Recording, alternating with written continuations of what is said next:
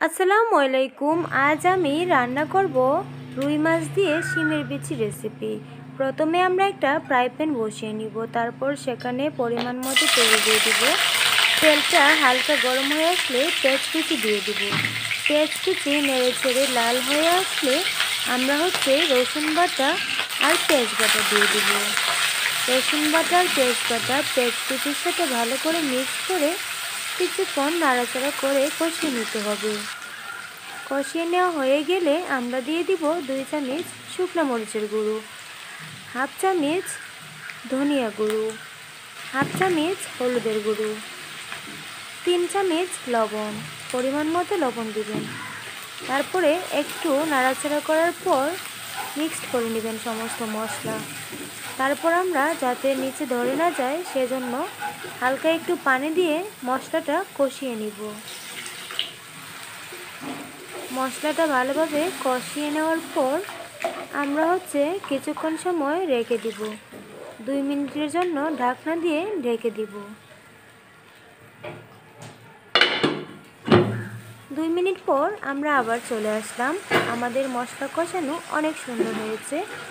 এখন আমরা সিদ্ধ করে রাখা শিমের বিচিগুলো দিয়ে দিব।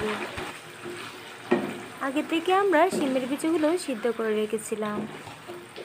এখন আমরা শিমের বিচিগুলোকে 3-4 মিনিট আবার কষিয়ে নিব। শিমের বিচি কষানো হয়ে গিয়েছে প্রায়।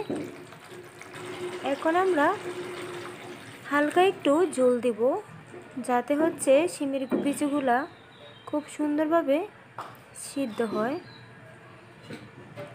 তারপরে আমরা আবার কিছুক্ষণ রেখে দিব।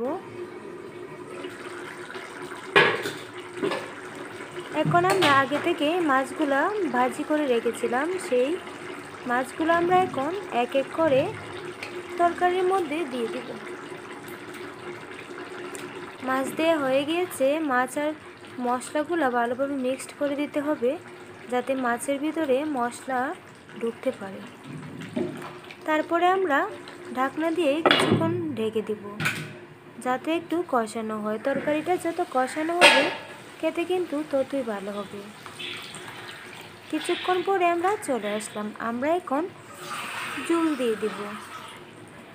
আপনারা বেশি ঝোল দিবেন না, শিমের বিচিতে বেশি ঝোল দিলে ভালো লাগবে না, কমই দিবেন, পরিমাণ মতো ঝোল দিয়ে দিবেন।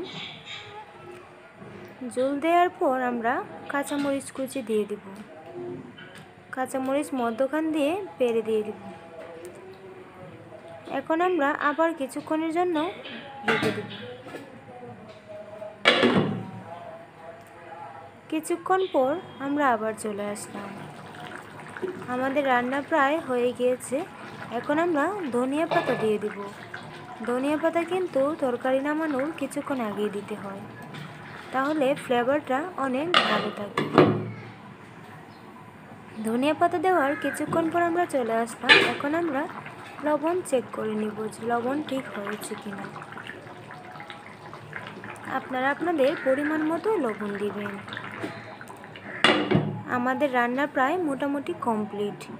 আমাদের রান্নার ফাইনাল লুক এটা। আমাদের রান্না কেমন হয়েছে বন্ধুরা, কমেন্ট করে জানাবেন সবাই।